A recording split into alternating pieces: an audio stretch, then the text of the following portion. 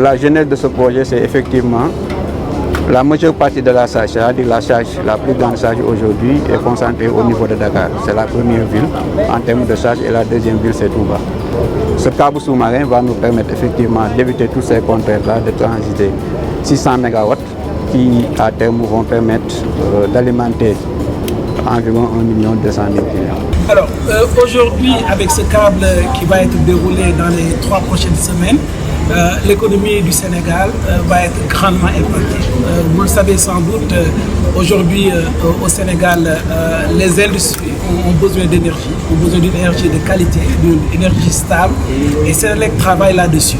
Et donc, en amenant ce câble aujourd'hui de 226 000 volts sur un peu plus de 15 km 50, donc globalement on est sur 31 km, ce câble va permettre aujourd'hui d'amener une plus grande capacité de transit dans le réseau.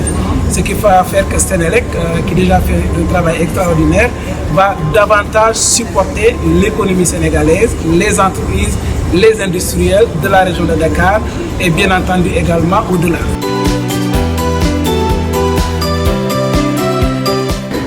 Ce câble est vraiment quelque chose d'extraordinaire et ça sera la première ligne haute tension sous-marin dans l'Afrique de l'Ouest et ça va renforcer la capacité et l'abordabilité et la fiabilité du secteur du réseau électrique du pays.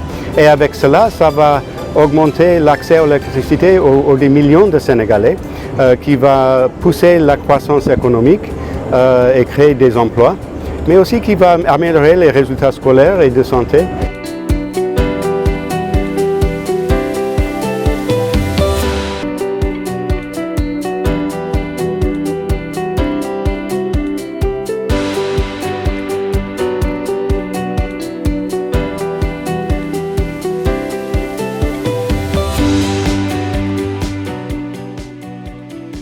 Le développement économique et la prospérité demandent des outils structurants et parmi ces outils structurants, vous avez la qualité de l'énergie.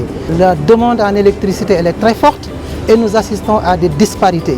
Aujourd'hui, en tenant en compte le principe de valoriser et de rendre beaucoup plus fluide la circulation de l'énergie, le ministère, suite aux instructions de M. le ministre Birame Souleye Diop, tend également à désaxer son regard vers le monde rural qui effectivement est un lieu de croissance exponentielle pour le pays.